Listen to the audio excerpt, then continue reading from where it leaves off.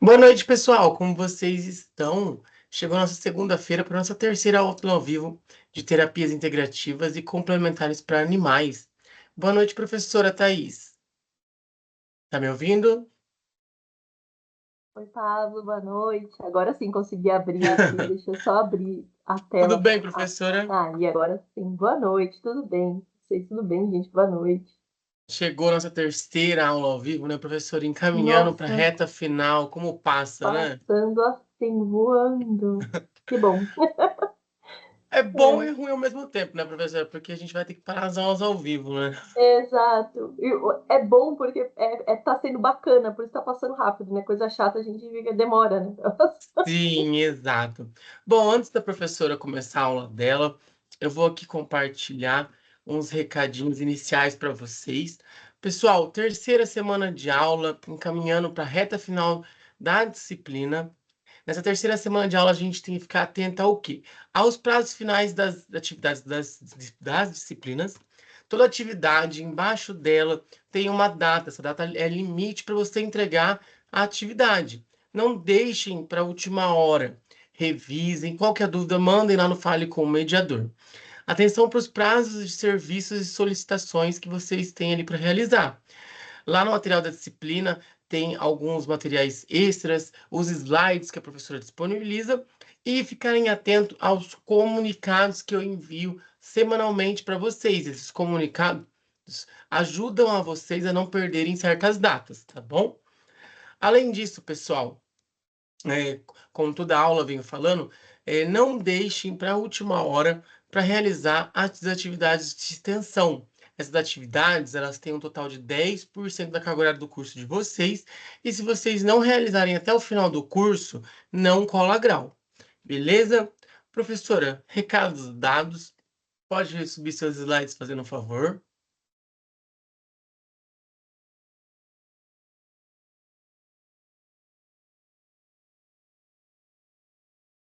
Professora, tá mutado o seu áudio. Voltei, agora sim. Pra falar bem, eu acho que o Pablo tem mais uns recadinhos para dar. Vou tomar uma água. Bem na hora. Pronto, eu acho Hoje foi que foi. rapidinho. Você tá vendo a minha tela? Tô Ai, sim. agora acho que foi, né? Foi, professora. Ai, que bom. Maravilha. Ajeita. Ai, acho que eu fiz arte na tela. Aí, pronto. Agora sim. Bom, Então pessoal, vamos lá. mandem dúvidas aqui para a professora.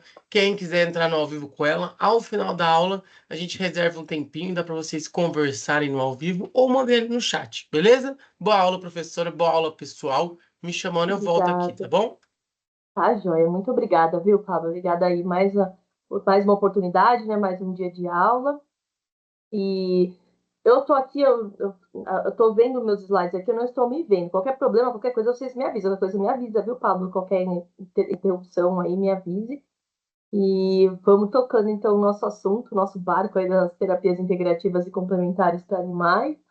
A gente entra hoje, né? Deus me ajude hoje, porque eu falo muito, vocês sabem, para que eu consiga abordar todos esses temas que são interessantíssimos dentro, né, das nossas práticas terapêuticas aí, dentro do nosso horário esperado. Mas bora lá, né? Então, hoje a gente vai falar sobre aromaterapia e a terapia com óleos essenciais, né, que estão ali combinados, a homeopatia e a fitoterapia.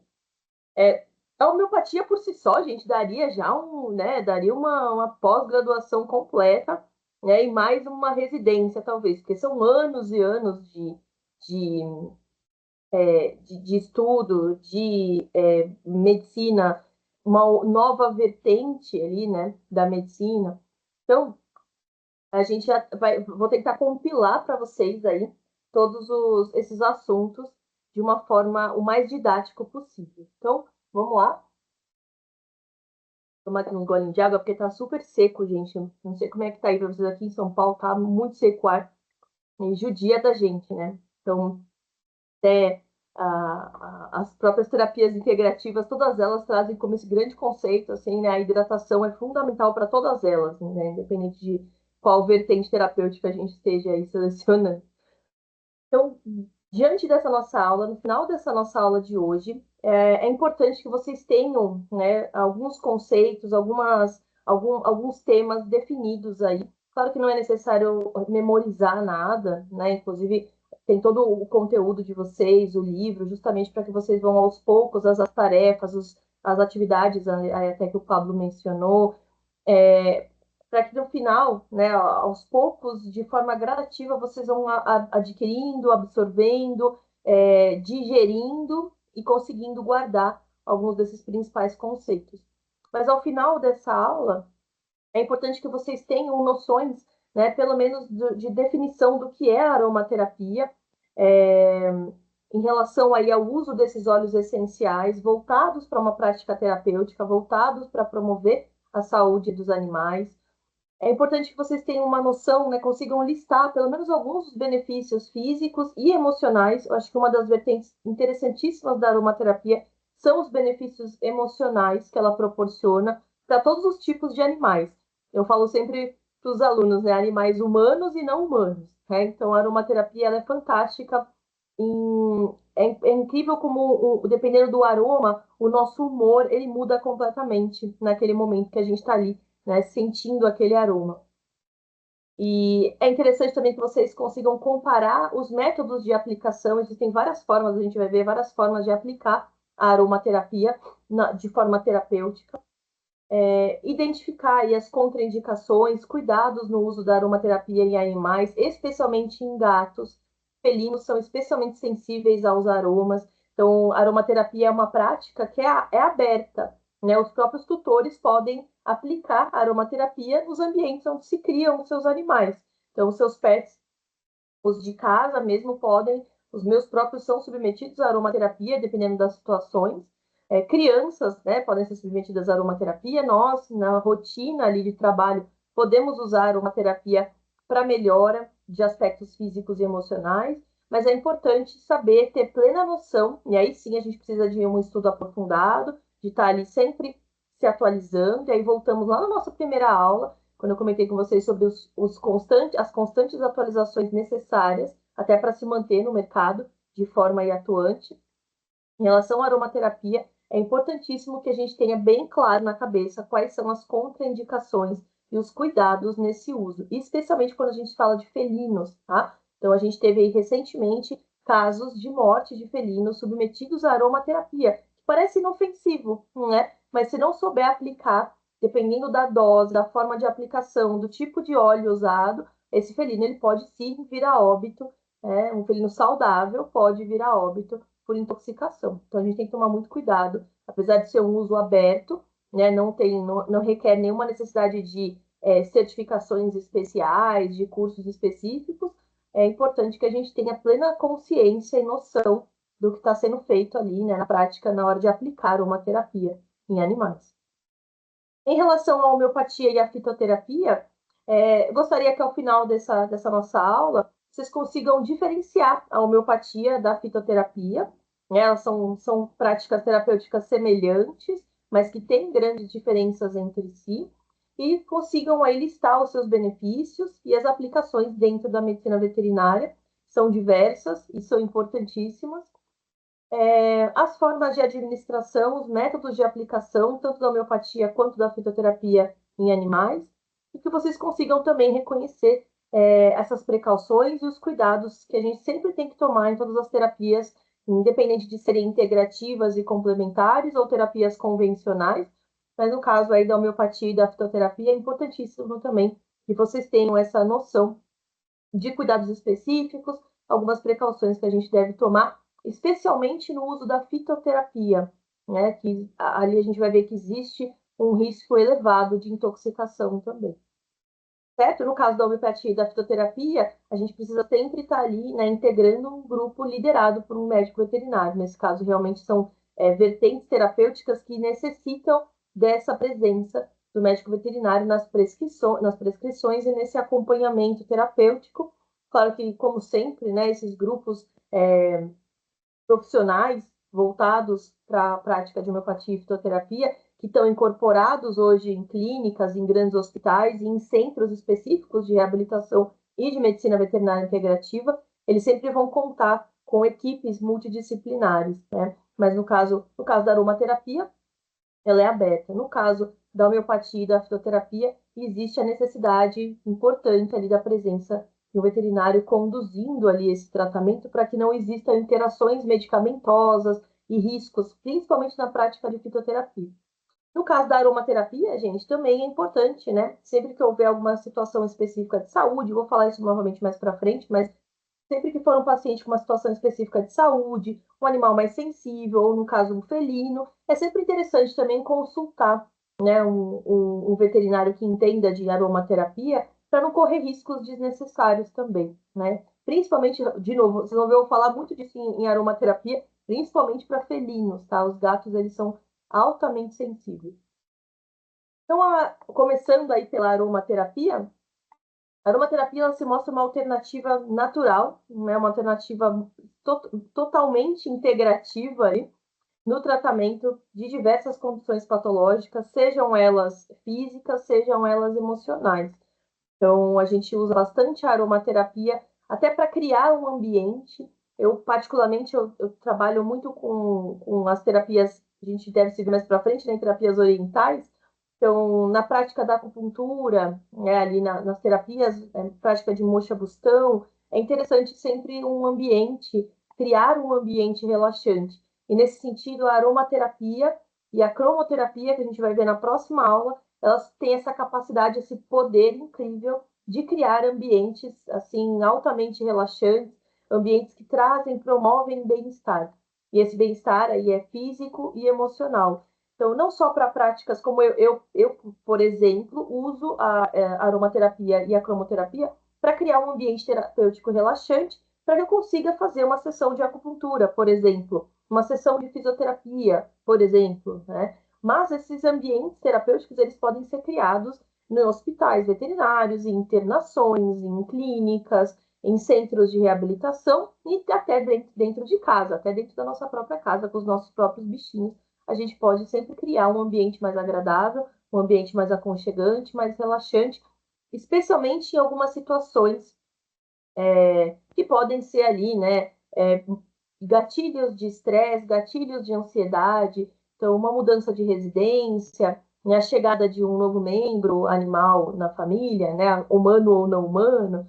Então, nesses momentos, pacientes que estão em tratamento, estão tratando de doenças crônicas, ou numa uma convalescência, numa recuperação de doença, é sempre interessante criar um ambiente que conduza esse animal aí para um bem-estar, para um relaxamento, e a aromaterapia é uma das principais, se não a principal alternativa, né, indicação terapêutica para esse tipo de criação de ambiente, né, esse tipo de relaxamento, esse tipo de ambiente relaxante e que promova aí o bem-estar.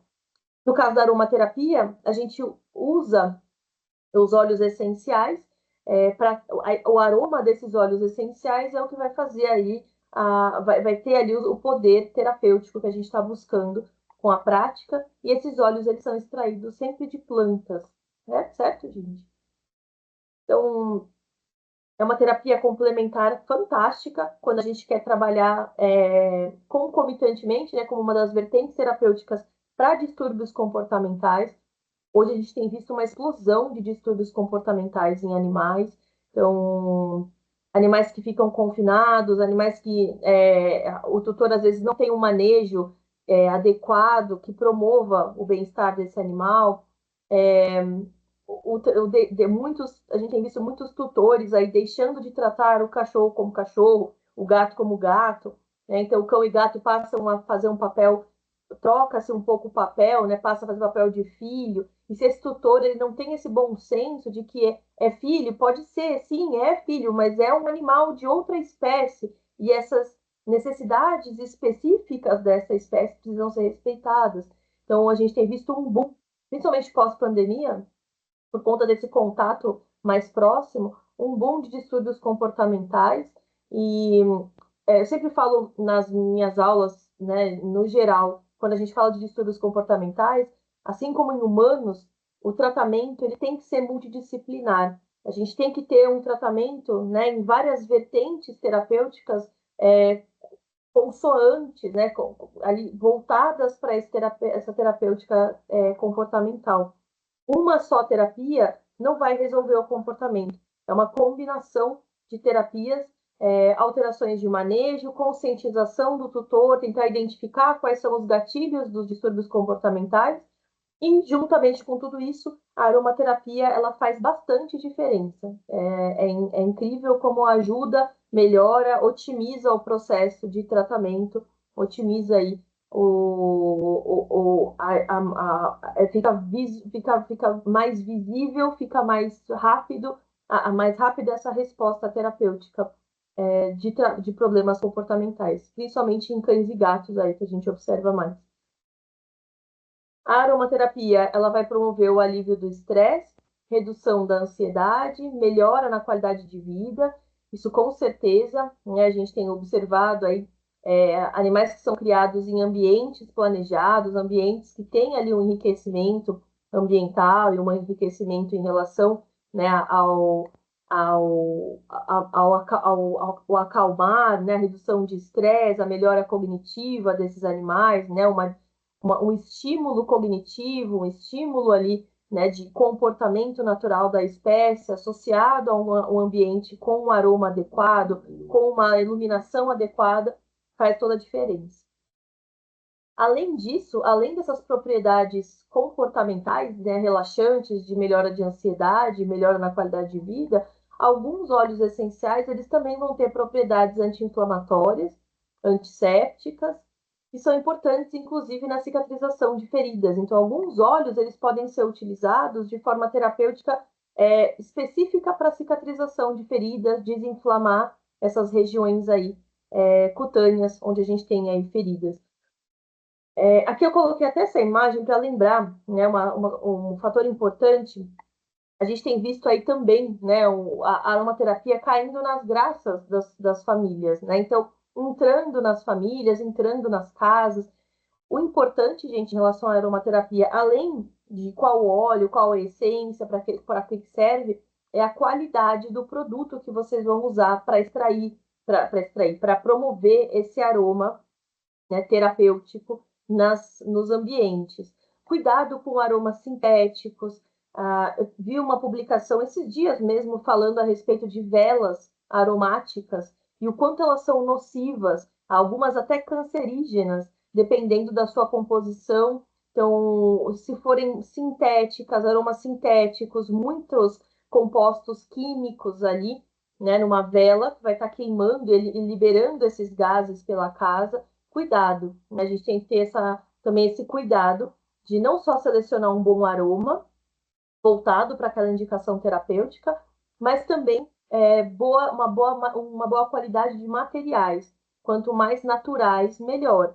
Então, evitar produtos sintéticos quando se trata de aromaterapia, que pode acabar sendo um tiro no pé. Né? Você está tratando ali com aroma, usando um produto sintético. A gente tem visto muito isso também com aqueles incensos, né, sintéticos, incensos ali com aromas sintéticos. Quando a gente coloca fogo em algum produto químico sintético, esse produto químico ele pode intoxicar, ele pode contaminar, ele pode inclusive, né, ser um agente de favorecimento de doenças no corpo.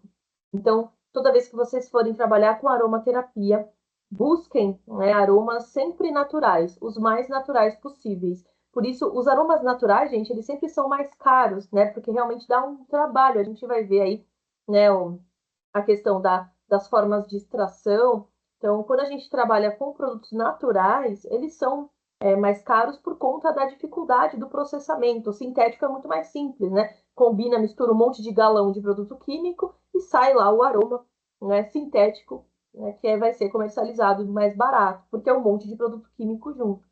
Quando a gente fala de produtos naturais, né, extração de óleos vindos de plantas, mesmo são óleos naturais de plantas, a gente precisa de uma quantidade enorme de plantas para conseguir uma quantidade pequena de óleo. Por isso, eles têm um valor mais alto. Porém, quando a gente vai usar óleos essenciais em animais, a gente dilui bastante esses óleos, eles rendem muito. Né? O cão, o gato, eles têm, né, todas as outras espécies, elas têm um poder olfativo, uma capacidade olfatória muito maior do que a nossa. Né? Então, no caso do cão, por exemplo, né, o cão, isso aqui, esse dado está até lá no nosso livro, ele tem aí, né, 220 milhões de células olfativas. Isso corresponde a até 100 mil vezes mais capacidade olfativa do que nós, seres humanos, né? Então, ainda mais o ser humano atual, né, que vive e convive com rinite, sinusite, né, tá sempre com o nariz meio obstruído por conta de poluição. Então, nós estamos aquém, né, lá para trás ainda na capacidade olfativa. Então, a gente precisa de uma quantidade muito pequena de um óleo essencial, de uma essência, para conseguir atingir o nosso objetivo terapêutico quando se trata do uso em animais. Então, não só os cães, os gatos também têm uma capacidade muito maior do que o ser humano de sentir cheiros, os cavalos, a mesma coisa, né? Então, a gente tem aí não tem essa necessidade de uma grande quantidade de óleo. E, claro, isso barateia a terapia, né? A diluição é muito maior e, ao mesmo tempo, gera mais segurança na prática no uso em animais, que é um gargalo importante da aromaterapia hoje. Essas essências, então, ou óleos essenciais, elas vão ser extraídas de várias partes da planta. Elas podem ser extraídas das flores, das folhas, que é o mais, né, o que a gente mais, quando pensa em extração de óleo essencial, né, pensa lá naquela lavanda sendo espremida e liberando aquele óleo, mas existem outras partes das plantas que podem ser ali trabalhadas, né, na extração, podem ter os seus óleos essenciais extraídos. Pode ser extraído de raízes, de cascas, de caules, de folhas e de flores também. Então, não tem necessidade de grandes concentrações no uso para animais, isso vai fazer com que o processo, a terapêutica com aromaterapia seja barateada. E a gente tem aí o cão, principalmente, captando muito facilmente esses aromas no ambiente. Esses aromas, eles atingem diretamente o que a gente chama, na neurologia, de sistema límbico, que fica no cérebro. O sistema límbico, gente, é uma região do cérebro que fica, né, atrás ali do bulbo olfativo, né, fica ali, próximo aqui da recepção de estímulos visuais e olfativos, e que está ligado diretamente às memórias e às emoções. Então, através do sistema límbico, a gente guarda as nossas memórias afetivas e as emoções que nos trazem felicidade, nos trazem bem-estar. Quando o sistema límbico é ativado, ele promove automaticamente bem-estar, tanto emocional, mas também físico, promove calma e uma sensação de felicidade. Faz com que a gente libere neurotransmissores interessantes, importantes, especialmente no caso aí a serotonina, que vai trazer essa sensação de bem-estar, de satisfação, de felicidade. E é assim que os aromas, as essências da aromaterapia trabalham. Okay? Então, só que essa imagem, né, também lá do nosso livro, só para reforçar essa grande capacidade que os cães, em especial, têm em sentir os aromas. Então, uma quantidade mínima de aroma já vai, né, mudar, já vai ativar todo esse gatilho, vai chegar no bulbo olfativo e vai gerar essa interpretação aí no cérebro, ativando o sistema límbico e promovendo bem-estar. Quanto mais comprido, só um anexo aqui, né? Quanto mais comprido for o focinho desse animal, maior a sua capacidade olfativa, porque ele vai ter uma quantidade maior, ele vai ter mais epitélio, mais tecido nasal, ele vai ter ali mais células olfativas, células responsáveis pela captação dos odores, do que cães e gatos, né, com o focinho mais achatado. Os principais métodos, gente, de extração dos óleos essenciais, e isso faz a diferença no preço desses óleos, na qualidade desses óleos. Os três principais métodos que a gente tem e que permitem ali, que produzem, esses métodos de extração produzem óleos, essências de grande qualidade, são esses três: destilação em água, o prensamento, né, o prensar a frio, e a destilação por vapor direto. Na destilação por água, gente, a gente não vai ter essa área aqui, né, de condensação. A gente vai ter o material ali, que a gente quer extrair o óleo, juntamente com água. Essa água fervendo, ela vai juntamente com aquele material vegetal da planta que a gente quer extrair o óleo. Isso vai cozinhar ali, vai ficar fervendo, esse vapor da água, ele vai passar pelo... Aqui eu tenho uma tela, como se fosse cozinhar no vapor, essas plantas. Esse vapor, ele vai passar pelas plantas e ele vai passar, ele vai ser... O vapor, ele sobe e ele vai ser captado, né, por um tubo, onde vai ser condensado. E ali, né, a destilação por água, a gente vai ter basicamente esse vapor e óleos essenciais saindo ali em conjunto, nesse vapor captado, dessa evaporação, desse cozimento em vapor das plantas. E aí depois é feita a separação do óleo e da água. No caso dessa evolução aqui, né, da destilação por vapor direto ou arraste de vapor, esse vapor que vai sair aqui dessa ebulição da água passando pela planta, ele vai ser condensado numa câmara de condensação de água fria, e a partir daí essa água e esse óleo já vão sair ali, né? Eles já caem num decantador, onde eu vou ter a água saindo num nível do decantador e o óleo sendo coletado por um outro lado. Aqui a gente já tem um processo mais evoluído, ali é um processo mais avançado de extração de óleos essenciais, é um dos mais comuns. E o outro mais comum, né, que a gente observa em grande quantidade de óleos essenciais, é a prensa fria, que é feita inclusive para o azeite de oliva, né, feito a prensa fria. Nesse método, o material vegetal ele não é cozido no vapor, né, ele não tem vapor passando por ele é prensado até que se extraia, né, essa prensa, vai extrair, vai liberar o óleo daquela planta, os óleos daquela planta, eles vão ser coletados, purificados, e aí é feita ali a produção do óleo essencial. A maioria dos óleos essenciais, eles vão ser ali, especialmente óleos vindos de flores e folhas, eles vão ser de frutos, como por exemplo, né, o azeite de oliva, eles vão ser feitos de forma prensado a frio. O método aqui de extração por vapor direto, né, arraste de vapor, ele é mais usado para caules, para raízes, que não perdem muito das suas propriedades quando existe ali o cozimento, né, quando tem o vapor de água passando por ele, não tem tanta perda de propriedade. Agora, quando existe um material vegetal mais sensível, como flores, frutos e folhas, é mais indicado o uso, é mais executada a prensa fria.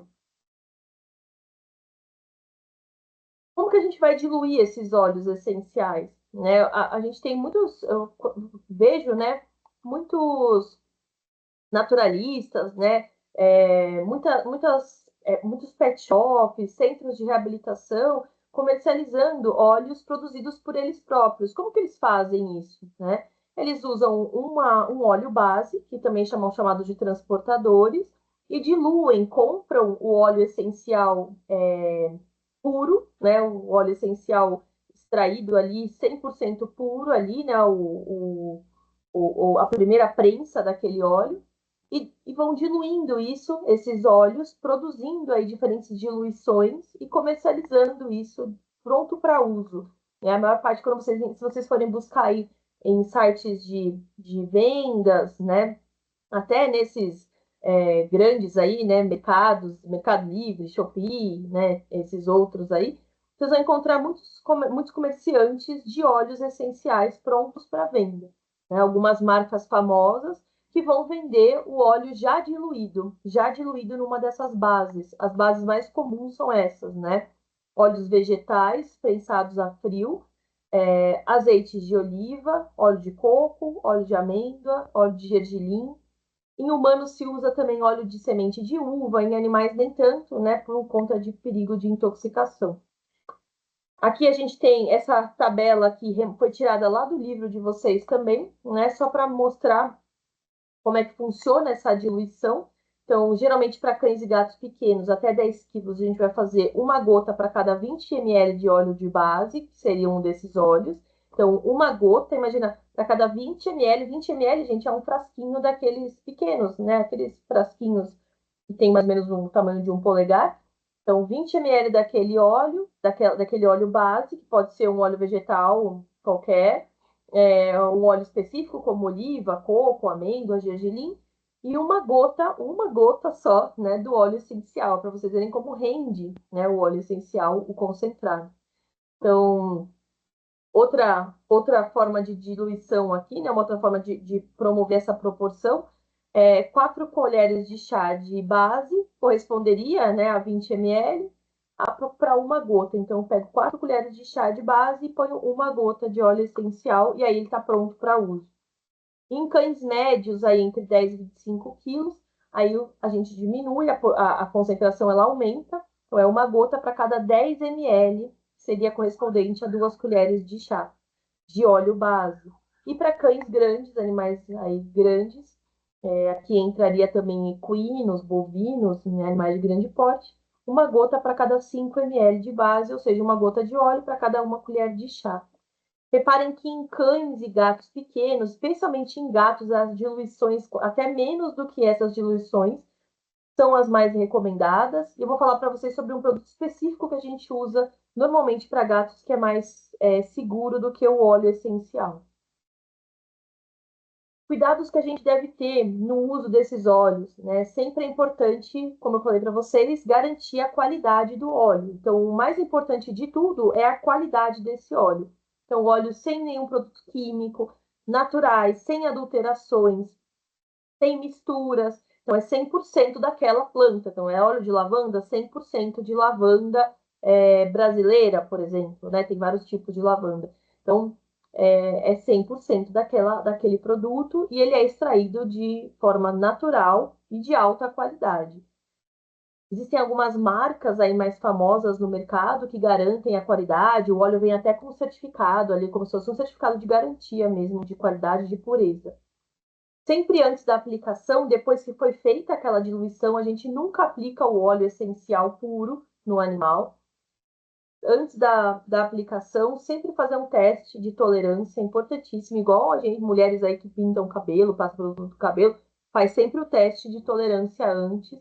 A indicação é fazer, como está aqui, né, na imagem aqui, né, fazer ali passar um pouquinho, até para animais, gente, é muito comum o uso desses rolons, né, esses tubos de vidro âmbar, até porque esses óleos eles têm que ser armazenados em vidro escuro, né, longe de raios do sol ali, de iluminação, de calor, porque isso vai degradar o aroma, vai destruir ali a molécula, e aí vai perder o efeito terapêutico, vai ficar com um cheiro rançoso. Então, é muito comum a gente usar esse tipo de produto de frasco na veterinária, que tem ali um rolon, e aí aplica um pouquinho da quantidade na área interna da orelha, ou né, alguma área menos sensível ainda, a área interna da orelha é super sensível, então às vezes é mais interessante trabalhar, por exemplo, uma região ali de virilha, às vezes para observar se esse animal vai ter alguma reação alérgica. Muito, muito cuidado com as diluições em gatos. Os gatos, eles têm uma sensibilidade metabólica, eles têm uma deficiência enzimática que faz com que eles não consigam metabolizar o composto, né, o composto, a molécula do aroma do óleo essencial. E sempre que vocês tiverem dúvidas, né, isso a gente coloca sempre que tiver dúvida, consultem algum veterinário que seja especializado em aromaterapia, porque tem muitos veterinários que não sabem, não têm essa formação em aromaterapia, não sabem quais aromas são mais indicados, menos indicados, diluições, como que esse animal vai reagir, quais são os principais sinais ali de que o animal está intoxicado ou reações alérgicas. E sempre, né, lembre-se de fazer esse teste de tolerância. Aqui algumas essências comuns que a gente usa aí na veterinária, até essa imagem roda muito por aí, a gente vê muita publicação aí, né, falando sobre a aromaterapia para animais e alguns aromas indicados. Lembrar que sempre esses aromas a gente já vai ter feito ali, os aromas já são diluídos, prontos para uso na veterinária. Jamais apliquem o aroma puro, especialmente diretamente, quando a gente fala de aplicação de aroma puro, especialmente diretamente ali, né, na pele do animal, sempre diluído. Então, algumas indicações aqui, né, a lavanda, por exemplo, a gente usa muito lavanda em cães como ansiolítico, mas a lavanda também serve a sua aplicação tópica para melhorar ali, né, quadros de ferida, ela é um bom antisséptico, ela ajuda a cicatrizar e a desinflamar feridas. A camomila também, né? A camomila a gente já tem mais um pouco dessa noção, né? A camomila tem um poder anti-inflamatório, também promove relaxamento e sedação. A mirra, ali, antisséptico, cicatrizante e anti-inflamatório, também usado para cicatrização. O alecrim também antioxidante, antimicrobiano e estimulante. O alecrim é muito usado, gente, às vezes, em muitos produtos de alimentação animal, inclusive. O óleo de alecrim, ele é um grande antioxidante, antimicrobiano. Então, ele retarda o estragar, né? Ele retarda a proliferação bacteriana e a deterioração dos alimentos. Então, muitos alimentos, até rações, a gente olha às vezes na composição das rações e tem lá óleo de alecrim como um conservante natural. Mas o aroma de alecrim, ele tem esse poder estimulante, né? Quem tem um pezinho de alecrim em casa aí já deve ter, né? Pega lá um raminho, dá uma cheiradinha e já fica mais estimulado, mais feliz. Alguns aromaterapeutas indicam até o uso do alecrim, coloca lá uma folhinha de alecrim na orelha, ou guarda, né, na bolsa, quando vai fazer uma prova, quando vai fazer algum teste importante, onde vocês precisam se concentrar, ter mais atenção. O alecrim ele é estimulante e ajuda a gente a se concentrar. Então, muito interessante também para esse uso, né, essa ação. Tanto o alecrim puro, a planta mesmo alecrim, né, quanto o seu óleo. O gerânio é um óleo também que ajuda em cicatrização, mas também tem um poder calmante, em cães principalmente, em gatos não é muito bem aceito.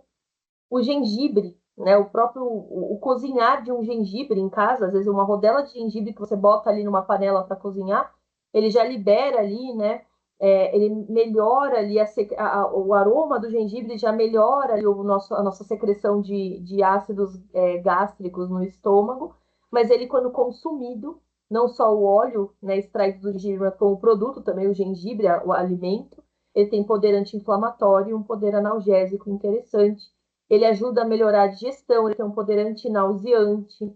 Então, é interessante trabalhar o gengibre para animais que estão ali, né, nauseados, enjoados.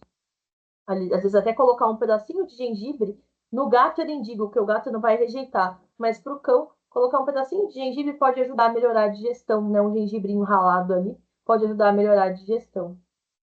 O capim-limão tem poder aí antisséptico também, né, para feridas, também tem poder digestivo e relaxante. A bergamota, né, o aroma de tangerina, tem um grande poder antidepressivo, né? O aroma de tangerina para humanos, ele é muito interessante, para cães também, para gatos, gente, gatos não gostam muito de cheiro cítrico, né? Eles não agrada o aroma cítrico, mas para cães e humanos tem um grande poder ansiolítico e antidepressivo, além de servir de forma tópica como antisséptico também. O aroma de aroeira, anti-inflamatório, analgésico e antisséptico também, né? O aroma, e ele aplicado em feridas também é interessante. E o óleo de pitanga, que tem um grande poder antioxidante e anti-inflamatório, também pode ser usado para retardar o processo de deterioração de alimentos também. Tem outros aqui na imagem, né? Então, para quadros de medo, né? Para relaxamento, a manjerona e a lavanda. Para mau hálito, pode-se adicionar ali um óleo de hortelã e de melaleuca na comida. Pode usar o óleo, às vezes, dependendo da situação, né? Pode usar esses óleos até para fazer a limpeza dos dentes desses animais. Diluído sempre, claro, tá, gente? Cuidado sempre com essa questão da diluição. Importantíssima a diluição no slide anterior.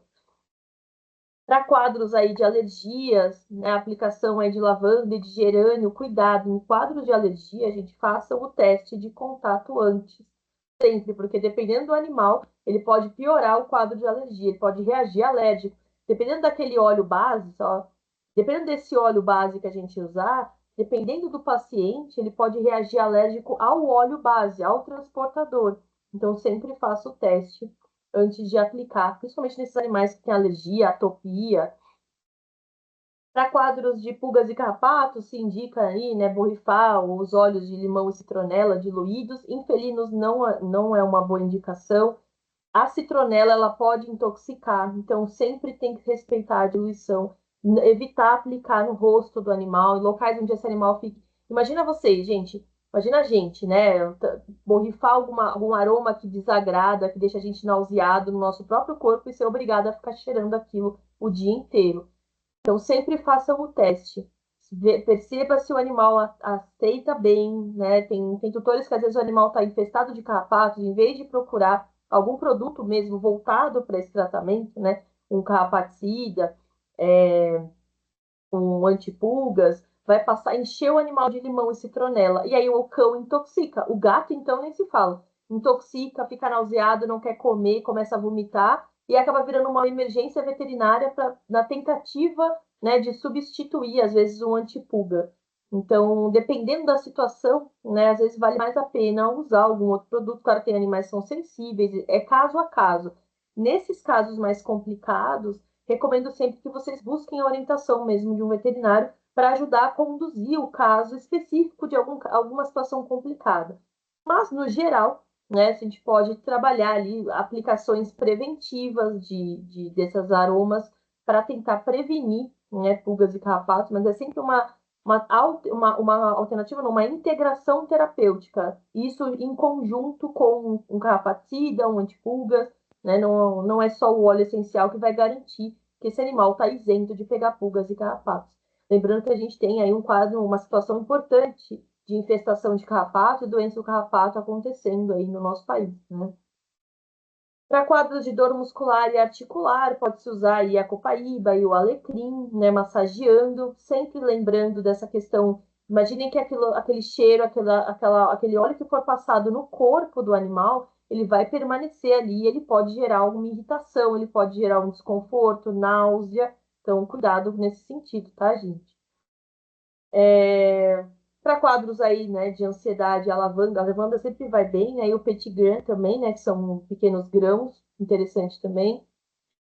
Para quadros de engenjou, gengibre e a hortelã, como desodorante, né, para melhorar o aroma do animal, bergamota e lemongrass. Lembrando que para gatos, o cheiro, o aroma cítricos não vão bem, eles detestam aromas cítricos. Então, aqui é para cães mesmo. E animais grandes, né? Às vezes um equino, né? Um aroma desse pode realmente melhorar, né? Fazer um desodorante ali, até que esse animal vá tomar banho. Então, para quadros de feridas e cortes, pode ser usada a copaíba e a melaleuca para cicatrização, né? E para imunidade, se indica aí a palmarosa e o tomilho. Lembrando que sempre, gente, é caso a caso, sempre façam o teste. E em caso de felinos, e a gente vai entrar agora aqui, especialmente nesses casos de felinos, a gente tem uma série de contraindicações. Então, todos esses óleos que estão listados aqui, até mais do que eu falei antes, né? Todos eles são potencialmente tóxicos para cães e gatos. Então, reparem no cuidado que a gente tem que ter, na responsabilidade que a gente tem que ter ao usar, né? Fazer uso da aromaterapia em animais, principalmente para gatos, tá? Então, tá até bem grifado aqui. Então, para gatos, gente, a melaleuca ou tea tree, né, que é um produto, um óleo essencial altamente cicatrizante, ele, ele é tóxico e é potencialmente fatal para gatos, inclusive. Tomar muito cuidado, principalmente com aplicações tópicas, quando a gente aplica o óleo no animal direto, né, não é nem em ambiente. A ruda, ela pode causar hepatotoxicidade, ou seja, problemas no fígado, vômitos e diarreia. O óleo de orégano, que também tem um poder de conservar os alimentos, ele também tem um grande poder de retardar o processo de degradação do alimento. Dependendo de para quem vai esse alimento, ele tem ali uma alta concentração de compostos fenólicos. Esses compostos fenólicos é o que confere, são as moléculas que conferem o aroma daquele óleo. Então, enquanto no caso aí do orégano, alguns óleos alguns óleos extraídos de especiarias, então orégano, canela, cravo, esses óleos eles têm uma grande quantidade de compostos fenólicos. Para um felino, isso torna a metabolização desses óleos muito difícil. Os felinos eles não têm enzimas específicas para degradar esses compostos fenólicos e eles podem intoxicar de forma grave, podem vir a óbito. Então, o poégio também, hepatotoxicidade, toxicidade no fígado, distúrbios gastrointestinais, pode gerar vômito e diarreia. O gerânio, né, que eu falei para vocês agora há pouco, né, que é um calmante e cicatrizante, ele pode gerar irritação gastrointestinal e pode gerar reações alérgicas. O eucalipto, em felinos, o último caso de óbito em felino que a gente teve com aromaterapia, que não faz muito tempo, se fizer 6 meses é muito, relatado e reportado na comunidade veterinária, gente, foi de eucalipto.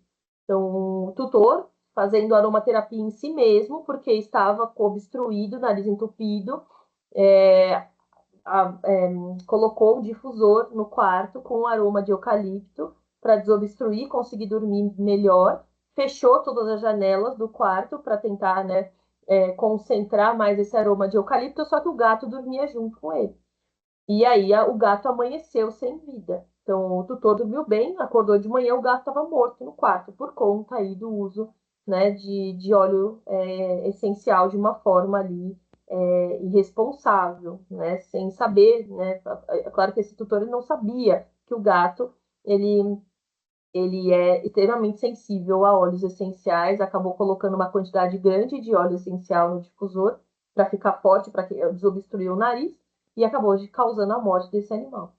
Então, o quarto fechado, não tinha nenhuma rota de fuga, esse gato ficou submetido a esse aroma tóxico para ele a noite toda. Então, o eucalipto pode gerar dificuldade respiratória e depressão do sistema nervoso, até, né, o coma.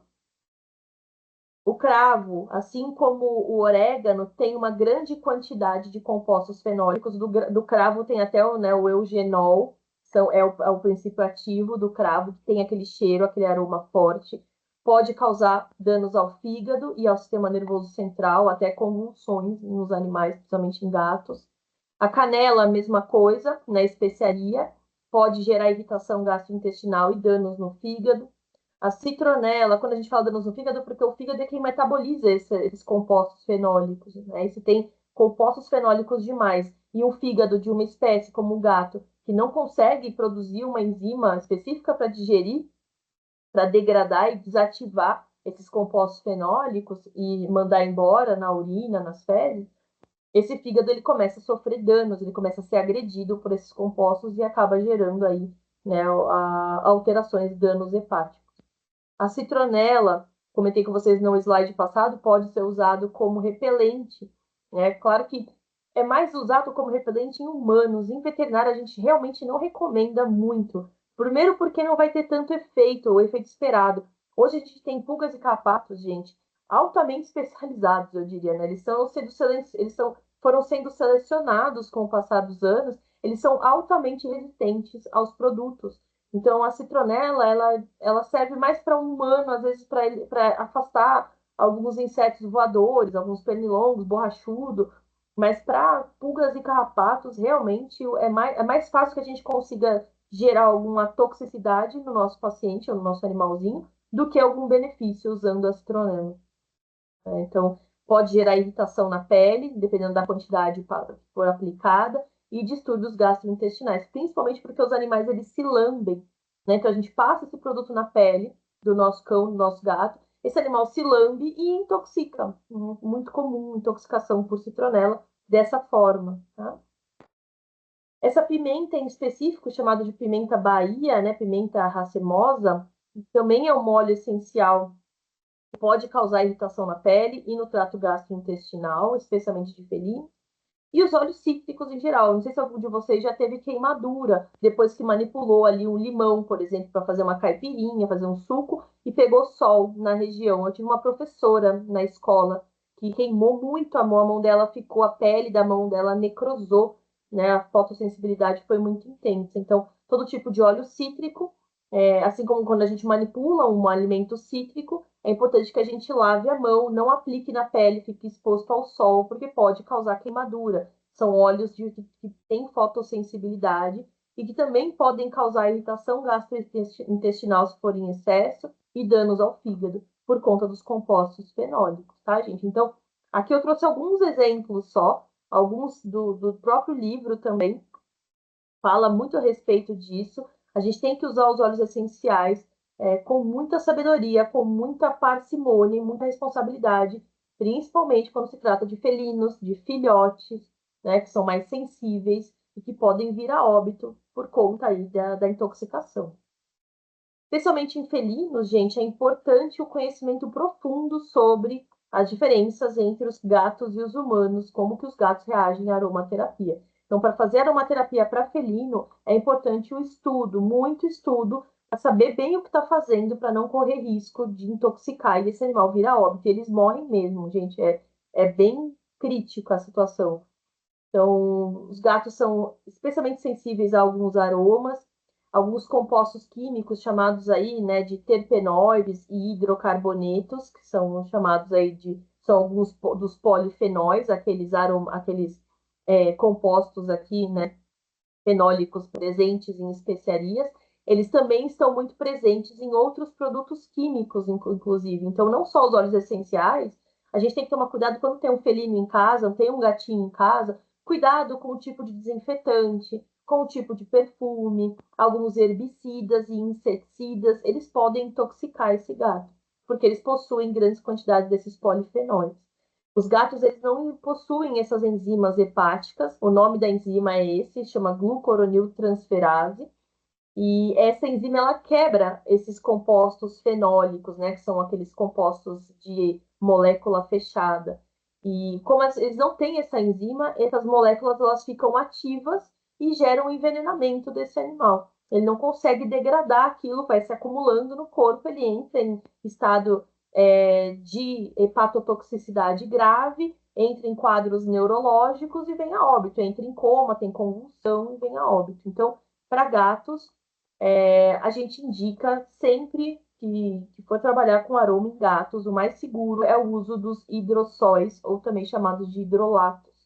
Então, para cães, os óleos essenciais, para cães, para humanos, para equinos, para bovinos, até vai, né? Vão bem, sempre diluídos, vão bem. Para felinos, recomendo particularmente o uso dos hidrolatos, também chamados de águas florais. Acho que alguns de vocês já devem ter ouvido falar de águas florais. Eles são destilados de vapor. É aquela parte, quando a gente separa, ela, então aqui tem a água fervendo, o produto vegetal ali, né, sendo cozido ali, né, e o vapor subindo, né, o vapor subindo, entrando nesse condensador. Uma parte desse vapor vai conter o óleo essencial, a parte que fica mais, né, na nata, não se misturam, né, óleo e água. Então, o óleo vai estar na nata, na parte superior, e embaixo, então aqui, ó, aqui, né, o óleo na parte superior, e embaixo eu tenho a água. Essa água, que é a água floral, ela é uma água que fica aromatizada com o produto que foi destilado. Então, essa água floral, ela é altamente diluída, eles são 100% não alcoólicos e são seguros para felinos, para crianças também se recomenda, para filhotes. É uma forma de aromaterapia mais segura. Então, ela não dura tanto tempo quanto um óleo essencial no ambiente, porque ela é à base de água, porém, né, é só ir reaplicando sempre que necessário e vai mantendo, né, ativado ali, né, aquele aroma, e caso precise liberar esse aroma, né, de diminuir a concentração de aroma no ambiente ou no indivíduo, um banho resolve, abrir as janelas, arejar o ambiente resolve, já diminui bastante o risco de intoxicação. Tanto óleos essenciais, gente, quanto os hidrolatos, a recomendação é se borrifar sempre no ambiente. No gato, evitem passar diretamente de forma tópica, como é feito às vezes em cães, em humanos, em equinos, sempre no ambiente. Por quê? Se esse animal ele não agradar, se não for bem, se ele começar a se sentir enjoado, nauseado, intoxicado, ele consegue sair daquele ambiente, contanto que exista a rota de fuga. Então, além de borrifar esses produtos em ambientes arejados para gatos, é importante que tenha uma rota de fuga. Se esse gatinho ele não curtir aquele aroma, ele vai embora se ele quiser. Né? No máximo, para gatos, 2 vezes na semana é suficiente para ter o efeito terapêutico e não ter risco de intoxicação dos hidrolatos das águas florais. E sempre que vocês tiverem dúvida, sempre nesse caso, apesar da aromaterapia poder ser feita, praticada, né, pelos próprios tutores, inclusive, sempre que tiverem dúvida, sempre consultem um veterinário especializado em aromaterapia e que entenda de aromaterapia felina, né, para não ter risco de intoxicação. É muito sério essa questão dos óleos para gatos. Alguns hidrolatos são recomendados aí para felinos e que eles curtem esses aromas e têm poder, aí tem ação terapêutica. Então, a calêndula, né, o óleo para felino que tem poder anti-inflamatório, cicatrizante, calmante. Então, sempre aqui, óleo não, né, hidrolato, perdão. A lavanda, o hidrolato que tem poder antisséptico, anti-inflamatório e ansiolítico. A hortelã, o olíbano, né? A hortelã tem o poder antinauseante, né? Para cães o gengibre vai melhor, para gatos o gengibre jamais, né? Mas a hortelã vai bem. O olíbano, o hidrolato de olíbano, calmante e relaxante, flor de amora, calmante e relaxante, aroma de rosa, também calmante, antidepressivo, anti-inflamatório. Pode, inclusive, ser combinado, muitas vezes, com aqueles feromônios, né, que liga na tomada, para ajudar esse felino a uma adaptação do ambiente. Sempre cuidado em felinos, jamais óleos ou hidrolatos contendo esses compostos fenólicos. Então, esses óleos, né, orégano, óleos que vêm de temperos, óleos que vêm aí de especiarias. A gente, cuidado aí com esses óleos em felinos, porque tem riscos altos de intoxicação. Para a gente finalizar, nossa senhora, já estou na hora, né? E eu nem falei dos outros. Para a gente finalizar, a gente aplica os. Vou me reter mais em óleos, em aromaterapia, perdão, porque eu acho que tem maior aplicabilidade ali, né, no dia a dia de todo mundo aqui. Então, a gente pode aplicar em difusores e borrifadores, então aqueles produtos, né, aqueles difusores de aromas. Sempre cuidado com as diluições, mesmo no difusor é importante diluir esses produtos. Pode se aplicar de forma tópica, aqui uma diluição para aplicação tópica. Pode ser feita a inalação direta controlada, sempre de forma controlada. Então, é muito comum a gente pegar em equinos, por exemplo, né? Uma forma que eu uso óleo essencial de inalação direta controlada é em equino. Pego lá o frasquinho com o aroma de lavanda diluído já, né? Naquele rolon. E vou lá, né? E aplico perto do nariz, né? Desse cavalo, um pouco antes de fazer uma sessão de acupuntura, por exemplo. Eles relaxam, então passa, não encosta no animal, só oferece para ele cheirar. E a gente oferece sem forçar, né? Então oferece. Se esse animal for lá cheirar e continuar cheirando aquele óleo, ok, gostou. Se ele cheirar, e o equino é muito característico nisso, se ele cheirar e virar a cara, ele não quer aquele óleo. Você pode tentar outro óleo ou deixar ele quieto ali, né? Tentar relaxá-lo de outra forma. No geral, eles gostam. Cães, equinos, humanos gostam muito de óleo de lavanda. Os gatos também. Gatos a gente evita forçar a cheirar, né? Então, você pode deixar um frasquinho aberto no ambiente dentro de casa e se o gatinho quiser, ele vai lá cheirar o frasquinho do aroma. Pode ser feita em compressas, principalmente para cicatrização, né? Então, aplica umas gotinhas do óleo ali numa compressa para cicatrização e banhos aromáticos também. Tem sido muito comum os banhos aromáticos para esses pet shops de luxo, né? Que fazem banhos aí, né? O furô para animais, aí colocam também em banhos aromáticos.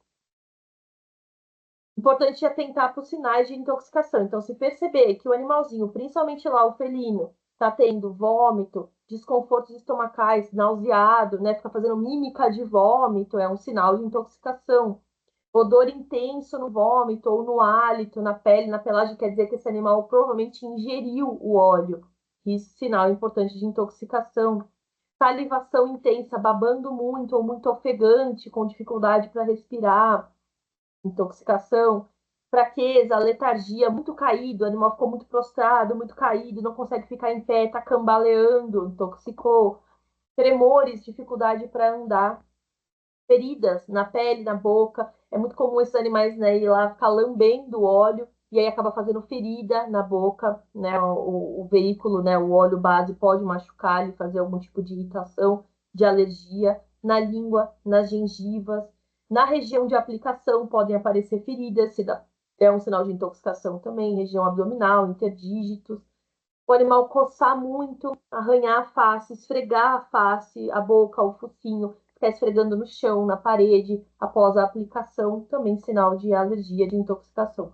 Nesses casos, gente, esse animal precisa ir para um atendimento veterinário de urgência aí, né, para saber qual é o grau de intoxicação e para que ele desintoxique, tá? Importante esses sinais, sempre atentos a esses sinais E para não correr esse risco, sempre diluam, trabalhem os óleos diluídos, né? E sempre respeitando essas aplicações, sempre respeitando a questão do arejamento do ambiente e das rotas de fuga, tanto para cães quanto para gatos, né? Deixar esse animal, ele escolhe se ele quer sentir aquele aroma ou não. Rapidamente, né, dentro do possível, aqui, indo para homeopatia e fitoterapia, né, indo para os nossos outros temas, a homeopatia, gente, é uma prática terapêutica total integrativa, é um dos grandes símbolos da medicina integrativa do mundo, não só veterinária, como humana também, e se baseia no princípio de que eu vou usar um produto semelhante para curar um semelhante, ou seja, eu vou usar o conceito de que um produto que provoque aquele sintoma que eu estou sentindo febre, por exemplo, sentindo febre, dor de cabeça. Eu vou escolher um produto da natureza, uma substância da natureza, que ao ser ingerida pura, na sua totalidade, ela vai causar febre e dor de cabeça. E eu vou super diluir esse produto, essas moléculas, esse princípio ativo, através de diluições e dinamizações, ou seja, agitações, e eu vou tomar algumas gotas daquilo super diluído. E o princípio é que esse produto que me provoca dor de cabeça e febre, se eu ingerir ele na sua integridade, né, nele total, completo, vai me provocar esses sintomas ao diluir, hiperdiluir e dinamizar. Quando eu ingiro esse produto diluído e dinamizado, ele cessa esses sintomas que eu estou sentindo. Então, ele traz essa cura pelo semelhante, aquele que provocaria os mesmos sintomas se tivesse integral ali sendo ingerido. Então, a homeopatia, ela traz esse conceito também de quando a gente dilui o produto e faz essas dinamizações, agitações daquele produto diluído, daquela molécula diluída, elas vão gerar ali propriedades terapêuticas naquele líquido solvente, no caso água, né, por meio do que eles chamam de memória da água. Então, às vezes, a diluição, inclusive, essa é uma grande discussão científica do embasamento científico da homeopatia, porque muitas vezes o que tem ali naquelas bolinhas de açúcar, né, que é uma água que foi ali, né, misturada com esse açúcar para fazer o veículo, né, para fazer a forma de ingestão, e que ali, naquela água que foi usada para fazer as bolinhas de açúcar, já não tem mais nada do princípio ativo, de tão diluído que foi. Então, muitas vezes, para a ciência ocidental, para a ciência moderna, é um desafio entender isso, né? Como é que isso funciona? Muitos falam que, ainda hoje, que isso é placebo, né? Mas como se explica esse placebo acontecendo nos animais? Então, no humano, tudo bem, o humano tem consciência de que, eu vou tomar aquela homeopatia, isso vai me trazer cura. E às vezes o pensamento é tão positivo que realmente traz. Agora, como explicar que isso acontece, essa cura vai acontecer no animal, que não tem essa noção do que é um efeito placebo, né? Então, os homeopatas dizem que a água carrega essa memória daquela molécula, do espectro energético daquela molécula que foi super diluída. E as diluições ativam no nosso corpo uma forma, né, fazem com que o nosso corpo encontre um caminho para se tratar. E isso traz a cura, isso melhora os sintomas que estão sendo tratados. O Hahnemann, Samuel Hahnemann, que é o fundador da homeopatia, que começou com a homeopatia lá no meados de 1700, trazia como símbolo da homeopatia essa frase, né? Similia similibus curentur, que significa, né, o semelhante cura o semelhante. Então, altas diluições de substâncias vegetais, animais ou minerais são administradas e quando essas substâncias elas são fornecidas inteiras, sem diluição, elas vão causar os mesmos sintomas que aquele indivíduo está apresentando. Quando eu pego essas substâncias e superdiluo essas substâncias, quando eu administro nesse paciente, elas curam esses sintomas. É incrível, às vezes, pensar nisso, né? Como que isso funciona, mas funciona. Né? A ciência ainda está tentando explicar como isso funciona, mas funciona. Estima-se, o Hahnemann colocava, que essas superdiluições, elas ativam processos inatos do corpo para cura. Então, processos que muitas vezes estavam adormecidos por uma doença crônica, por exemplo, eles são reativados e o corpo ele passa a funcionar de forma otimizada através desse estímulo, desse pequeno estímulo, né, de uma superdiluição de uma molécula vegetal, animal ou mineral. Eles falam que cada indivíduo vai manifestar uma doença, apesar das doenças terem os seus rótulos, né? Então, é diabetes, sei lá, enxaqueca, é endometriose. Cada indivíduo vai manifestar essas doenças de uma forma única. E é isso que os homeopatas focam, nisso que eles focam, nesses sintomas. Então, quando a gente vai. Eu não falo a gente porque eu não sou homeopata, gente. Eu trabalho pontualmente com alguns homeopáticos que eu vou mostrar para vocês. A gente eles listam os sintomas que aquele indivíduo está tendo, todas as suas características de personalidade, super individualizado, para a escolha de qual homeopático, qual é a substância que eles vão administrar para tentar combater, neutralizar os sintomas que estão sendo apresentados. Então, é selecionado um remédio homeopático que vai imitar da forma mais próxima possível aqueles sintomas que aquele paciente está sentindo. E esse remédio, esse produto, vai ser super diluído e dinamizado, né? Resultando aí uma melhoria importante. A gente tem uma vertente interessante hoje no mundo, mas na veterinária fortemente sendo aí apresentada, que é a homotoxicologia. A homotoxicologia, ela funde a homeopatia com a fitoterapia, né? Acaba sendo uma mistura das duas ali, por isso que elas estão juntas nesse nosso assunto. A homeopatia clássica, ela é chamada de unicista, ela vai concentrar num produto. Então, eu vou levantar todos os sinais e sintomas que esse meu paciente está tendo, e eu vou selecionar um produto, uma molécula, vegetal, animal ou mineral, para tratar esse indivíduo. Vai tratar ele como um todo, e não só focando nos seus sintomas. Eu vou trabalhar o indivíduo, a sua personalidade, todos os seus aspectos.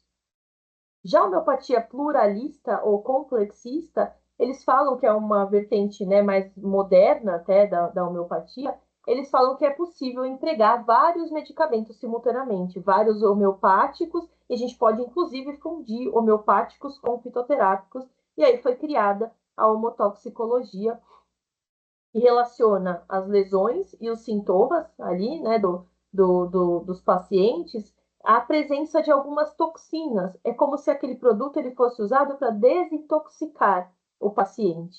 Então, acho que está pequeno aqui para vocês verem, mas no material, depois deem um zoom, né? Essa marca, essa empresa chamada Rio, ela é muito forte em produtos anti-homotóxicos. É o que está escrito aqui, ó, anti-homotóxico.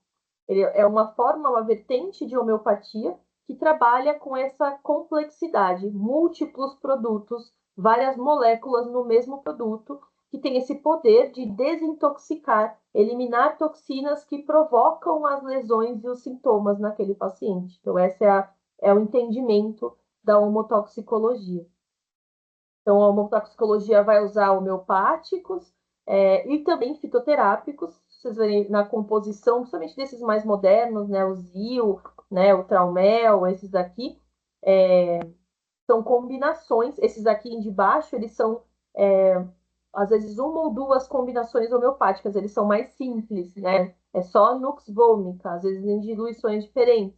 Então, só Berberis Pomacort.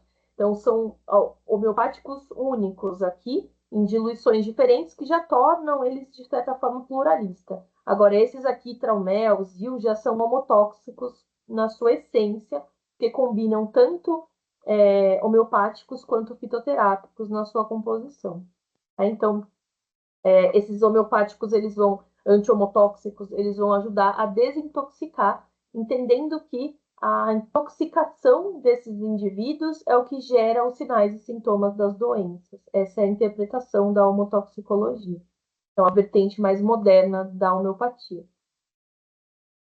Como que é feito, né, como são feitas essas diluições que a gente vê, né? Então, 6CH, 12CH, 10D, né? Como que é feito essas diluições? Então, o método mais comum é o método feito pelo próprio Samuel Hahnemann, lá o criador da homeopatia, é o método hahnemanniano, onde eu tenho vários frascos, aqui essa ilustração é da forma hahnemanniana de diluição. A gente tem vários frascos, Eu pego a tintura mãe, que é o produto puro na íntegra, né? Aquele que vai causar os mesmos sinais e sintomas daquela doença que está sendo manifestada. E aí eu vou diluir, né? Então, 1 para 99, diluindo 1 para 100, né? No caso, uma parte do produto mãe para 99 partes de água, eu tenho a diluição 1CH, ou a diluição chamada de centesimal. Vou lá, dinamizo, né? Faço lá as dinamizações, que é esses movimentos de homogeneização. Pego uma parte desse 1CH e coloco em 99 partes de água, eu tenho 2CH. E assim por diante. Se eu pegar uma parte da tintura mãe e diluir em 9 partes de água, eu tenho a diluição decimal. Então, 1 para 10 decimal. Pego lá, então, eu vou ter 1D ou 1DH, né? Se eu pegar uma parte desse 1D e dividir e diluir em 9 partes de água, novamente eu vou ter o 2D. E assim por diante. E tem a diluição 50 milesimal, em que eu divido 1 para 50 mil. Então, é uma parte para 49.999, né, mil partes de água. Eu tenho essa hiperdiluição, que é a LM 50 milesimal.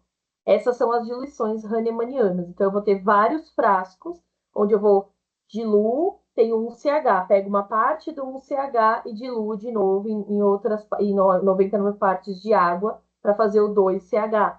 Pego mais uma parte, diluo em 99 partes de água para fazer o 3CH. Então, sempre diluindo 1 para 100, né? Centesimal. A gente vai ter também o método Korsakoviano, foi um russo que criou esse método na época de guerra, onde ele não tinha uma quantidade enorme de tubos para fazer as diluições. O que ele começou a fazer? Ele fazia a primeira diluição e aí ele jogava fora e deixava só uma parte, né? Então, sei lá, vou fazer 100 ml desse 1CH, eu fiz lá, coloquei 99 ml de água, coloquei 1 ml da tintura mãe, fiz a 1CH, 100 ml de 1CH. Eu vou jogar fora 99 ml, vou guardar 1 ml e vou completar isso aqui com 99 ml de água de novo. Ou seja, eu vou diluir de novo para 2CH. E assim, jogando fora e deixando só uma parte, completando de novo, ele vai fazer tudo isso num frasco só, uma forma de economizar para fazer as diluições, descartando o restante, o excesso, né, que eu não vou utilizar. Então, esse método é o método mais econômico, né, o frasco único ou fluxo descontínuo, onde eu não vou ficar usando vários frascos com as diluições. E existe aí, né, um método de fluxo contínuo, onde aqui a gente faz a diluição e faz a dinamização. No método lá do russo, do Korsakov, também é a mesma coisa. Faz a diluição, joga 99 partes fora, deixa uma parte completa de água, dilui de novo, faz a dinamização. No fluxo contínuo, a substância é ativada, vou colocar lá, eu quero fazer uma 3CH, por exemplo. Eu vou colocar uma parte de tintura mãe e vou colocar 300 partes de água, né, de uma vez, faço uma grande diluição de uma vez, um movimento constante, aquilo fica batendo de forma constante, eu não vou diluir e depois dinamizar, diluir e depois dinamizar. Aquilo fica ali se dinamizando o tempo todo e eu vou fazer uma grande diluição de uma vez. Então, se eu quero fazer 3CH, vai ser 3 vezes as 99 partes de água. Se eu quero fazer 4CH, 4 vezes as 99 partes de água para uma parte de tintura mãe. Então, essa é a forma de entendimento das diluições de homeopatia. Então, quando vocês virem lá numa prescrição homeopática 1CH, saibam que é centesimal, 1 para cada 100, numa parte de produto para 99 partes de água. Quando é decimal, 1 para 10. Quando é 50 milesimal, 1 para cada 50 mil. Beleza, gente? Acho que não vai dar tempo de eu passar esse vídeo. Depois, quem quiser, vocês assistam, né? Eu coloquei o link, vai para vocês, né, no material, esse link.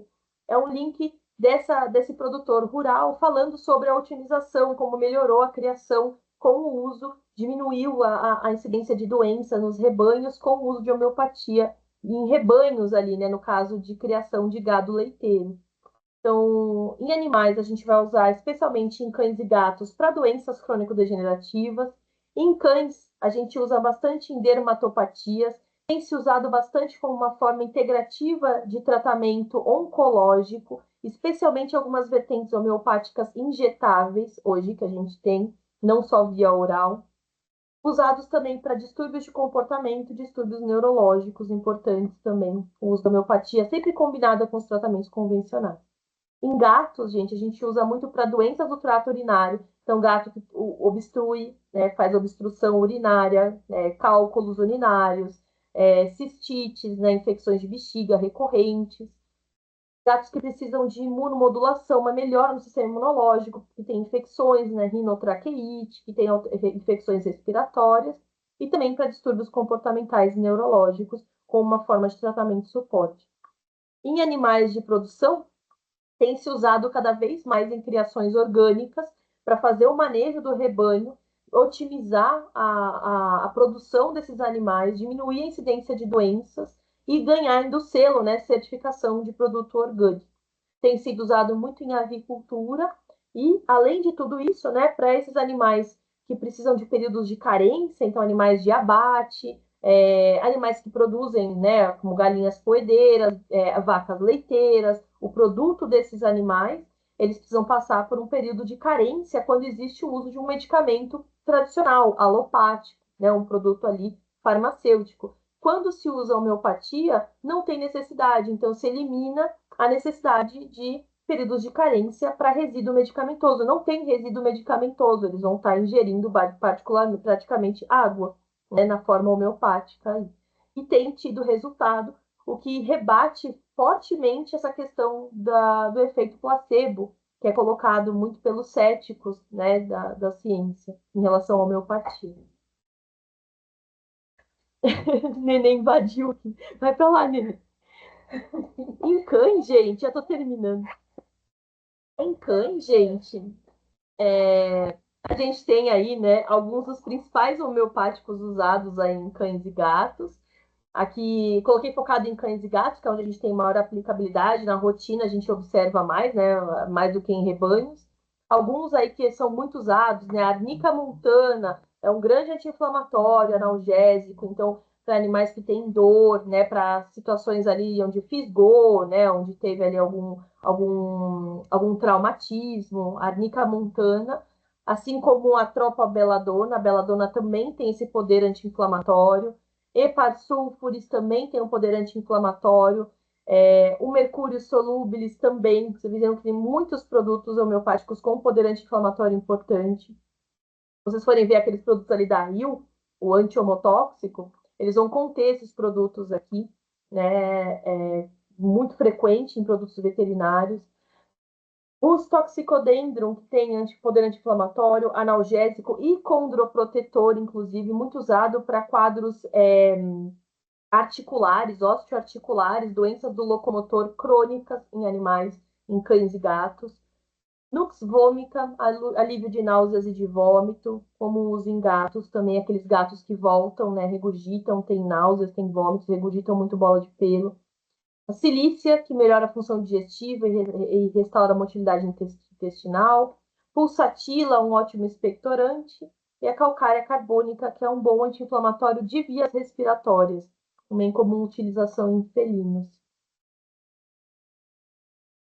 As formas de administração desses homeopáticos, normalmente a gente usa muito em pequenos, né, em cães e gatos via oral, então em gotas, em glóbulos, em comprimidos ou em pó. Hoje a gente tem também a vertente injetável da homeopatia, mas aí acaba ficando, né, mais restrita, né, e é de uso mais específico dentro da veterinária, muito comum na integrativa também, mas mais específico, alguns profissionais aí que têm essa formação.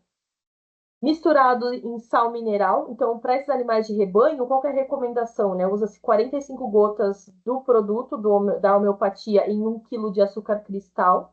E depois que misturou essas 45 gotas em 1 kg de açúcar cristal, se mistura esse 1 kg em 30 kg do sal de lamber desses animais, né? Do sal mineral, e deixa disponível para esses rebanhos lamberem, né, para essas vacas, né, animais de pasto, lamberem esse sal mineral que faz parte da dieta deles. Também é possível diluir em água de bebida. A recomendação, então, é 30 gotas em cada litro de água de bebida. Isso serve para pequenos, né, para cães e gatos, também para animais, como aquelas bezerrinhas que a gente viu aqui, né? Então, na água de bebida, para cada litro de água de bebida, 30 gotas do homeopático. E também dá para usar de forma pulverizada. Então, dá para aspergir o homeopático nas mucosas. Geralmente, na boca é o mais indicado, né? Então, levanta assim o lábio, é muito comum em cães e gatos, levanta o lábio e borrifa lá o produto na boca do animal. Em relação às evidências, às implicações, né, da homeopatia como prática terapêutica, a gente precisa muito ainda, apesar de ser, gente, a homeopatia está aí desde 1700, né, e até hoje a gente precisa de necessidade de pesquisa nessa área. Então ainda é muito vago, ainda existe muita brecha para argumentação, para desconfiança. Nos Estados Unidos e na Suíça já existe essa inclusão da disciplina de homeopatia nas graduações de medicina, inclusive, que é um grande, né, um reconhecimento acadêmico no ensino superior da homeopatia, que é importantíssimo. O que a gente tem de fatos é que, independentemente de ser usado em animal ou humano, a homeopatia, elas são idênticas, a produção é a mesma, a qualidade é a mesma, a segurança é a mesma e os princípios de aplicação são os mesmos. E isso rebate diretamente aquela questão do placebo, porque em animais não tem como fazer um placebo, né? Ainda mais animais de rebanho, porque às vezes o placebo em pequenos, eles podem argumentar que o tutor está influenciando emocionalmente, pode estar ali forçando, né, um aspecto de melhora. E num rebanho não tem isso, né? É um grupo enorme de animais, a gente não vai ter um humano ligado emocionalmente diretamente a cada um desses animais para ficar ali gerando efeitos placebos.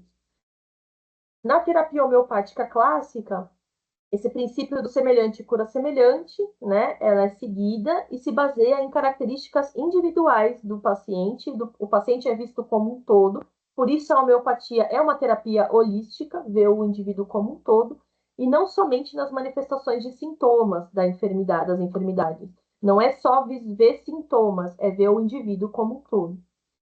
E se existem evidências que comprovem a eficácia da homeopatia individualizada para algumas condições, principalmente para dor, como a gente viu lá, muitos homeopáticos voltados para desinflamação e dor, isso indica que ela também pode ser eficaz para outras condições patológicas, condições de doença.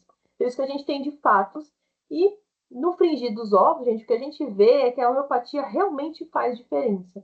Independente se tem efeito placebo ou não, a gente vê um potencial enorme de melhora do paciente quando combinada com as terapias convencionais, sempre que tiver necessidade também. Para a gente finalizar, né, indo por último, aí já passei, estourei do horário, né?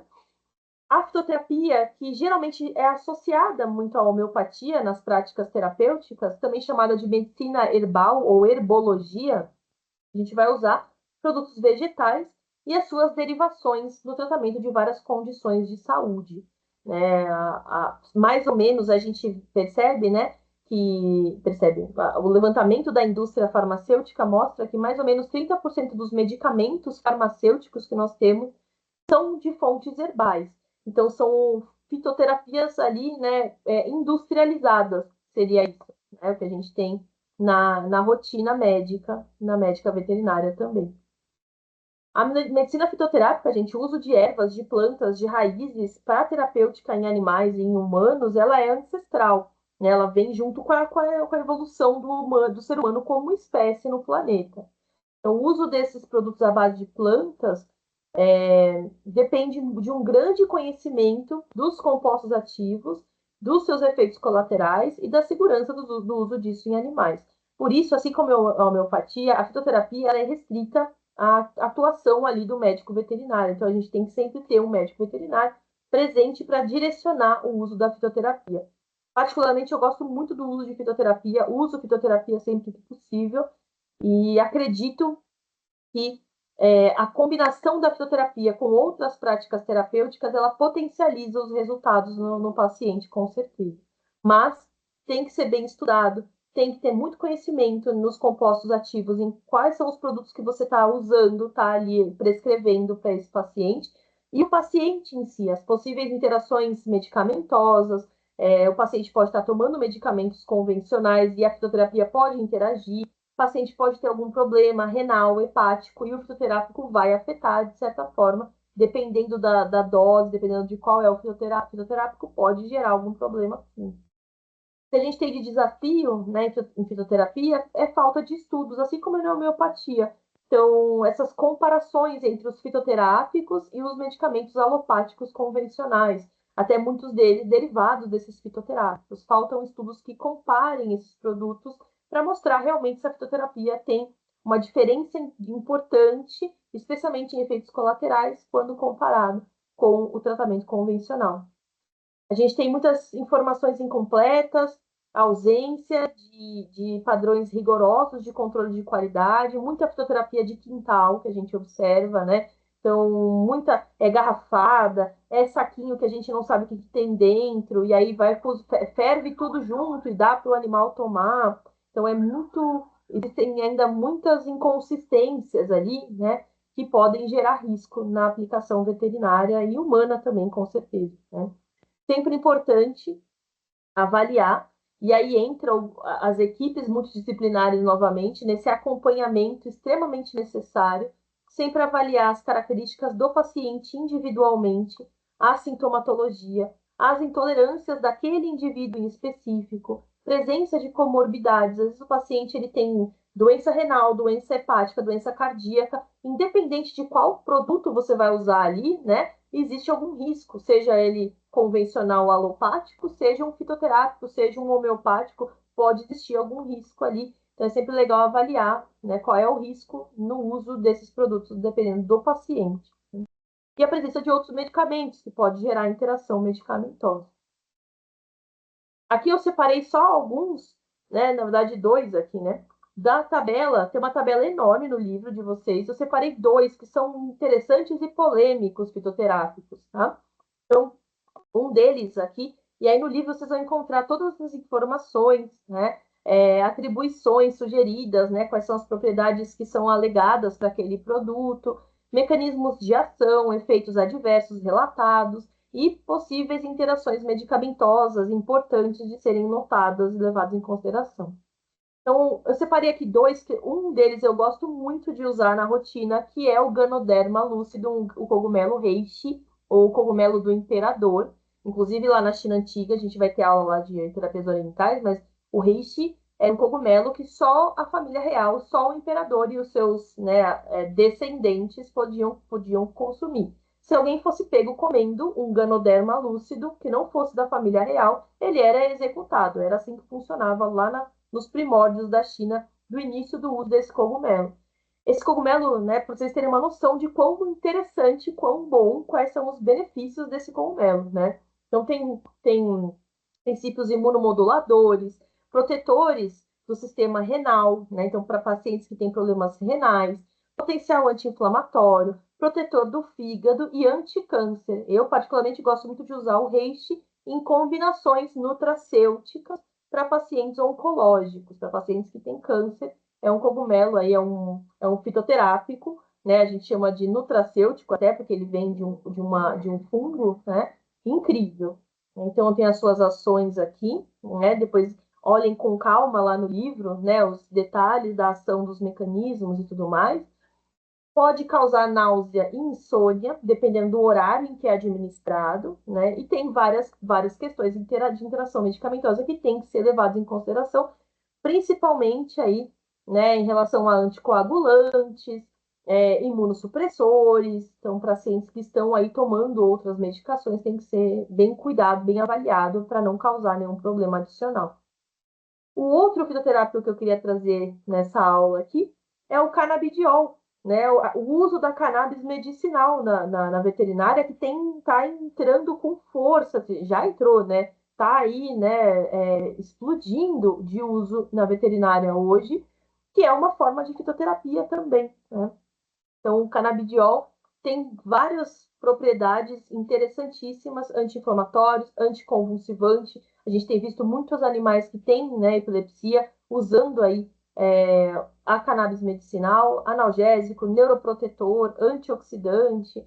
tem as suas vias, aí, especialmente o sistema endocannabinoide. Não é só o canabidiol, não é só a cannabis medicinal que ativa o sistema endocannabinoide. Temos outros produtos também que ativam esse mesmo sistema e vai trabalhar especialmente quadros de dor, pacientes terminais, quadros aí dermatológicos também podem ser, pode ter um uso importante, potente anti-inflamatório, porém, reparem na quantidade de efeitos adversos relatados. Então, o uso de cannabis medicinal tem que ser muito bem pensado, muito bem calculado, muito bem estudado. Não é uma brincadeira, não é algo, né? Não é recreativo, é algo medicinal. Então, tem que ser feito de forma séria, de forma ali a não causar nenhum tipo de efeito colateral importante, grave no paciente que a gente tem observado muitas vezes por aí, casos graves de intoxicação, pacientes aí, inclusive, entrando, né, em supersedação e quase indo a óbito, né, se não forem atendidos na urgência, morreriam possivelmente. Então, cuidado.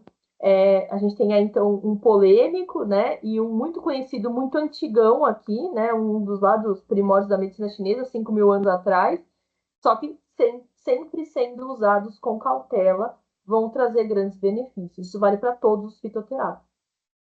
Cuidados que a gente tem que ter em relação aos fitoterápicos, métodos de produção. Então, sempre investigar a origem, o manejo, o cultivo daquele fitoterápico, qual foi o método de secagem do fitoterápico, como foi feita a extração. Então, existem algumas formas de extração do princípio ativo que vai compor o fitoterápico.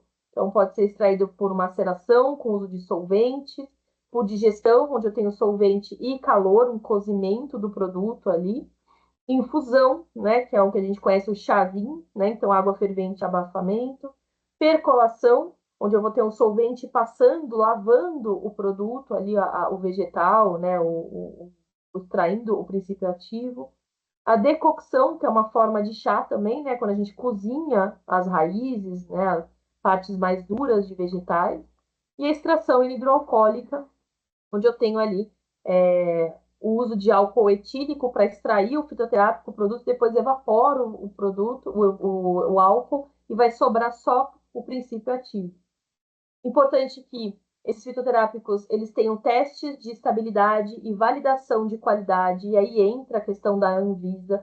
Importante observar no produto se existe testes, validado pela Anvisa, se a qualidade é garantida, para que não exista riscos de intoxicação ou de que não faça efeito nenhum, né? Acaba gastando dinheiro à toa.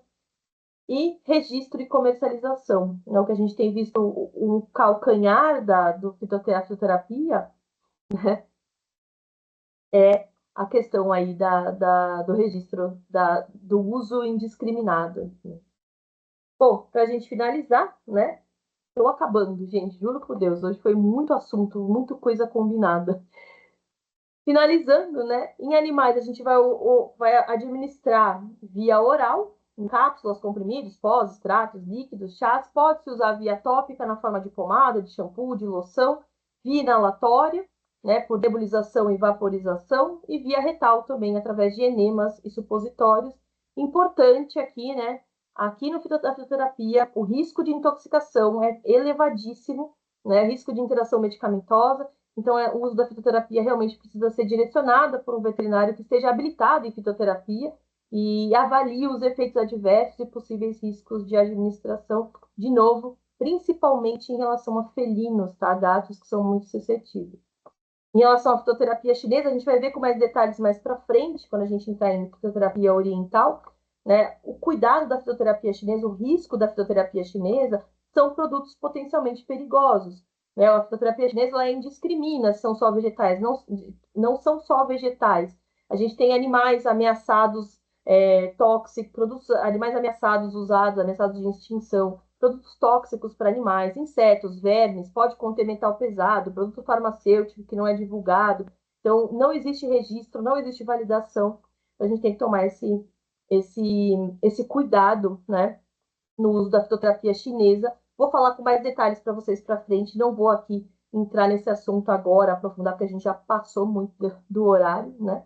E esses produtos podem expor, né, o paciente a graves riscos de intoxicação. É importante, nesse caso aí, se for usar fitoterapia chinesa, o profissional tem que ser capacitado em fitoterapia chinesa, até para conhecer os nomes em chinês, do que significa, né? Quais são os produtos usados ali.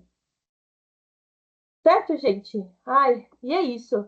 Desculpem, hoje realmente passou muito do nosso esperado aqui, porque é muita coisa para falar. Hoje foi, hein? Meu Deus, Pablo, me perdoem, pessoal. Ai, Imagina, que professora. avalanche. Acontece. Bom que Nossa, teve hoje como foi falar de muito. todo o assunto. Eu quis focar muito em aroma, porque é algo que a gente pode praticar em casa. Né? O pessoal que está aqui assistindo, eles podem a praticar em todos os ambientes de trabalho deles, sejam veterinários ali com animais ou não. Só que tem todos esses riscos envolvidos, então tem que ter essa consciência importante. Ai, gente. Beleza, então, professora. Eu queria Uhum. agradecer a sua aula de hoje, maravilhosa. Gente, A gente vai ficar hoje. desculpem o horário.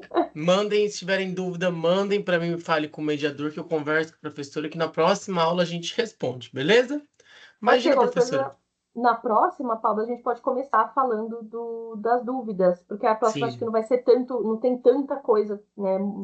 Tantos detalhes para abordar. Beleza, sem Tá problema bom? nenhum. Pessoal, bom descanso. A gente Obrigada, finaliza por gente. aqui. Professora, muito obrigado pela aula de hoje Eu que agradeço. e até semana que vem. Obrigada, pessoal. Tchau, tchau. É.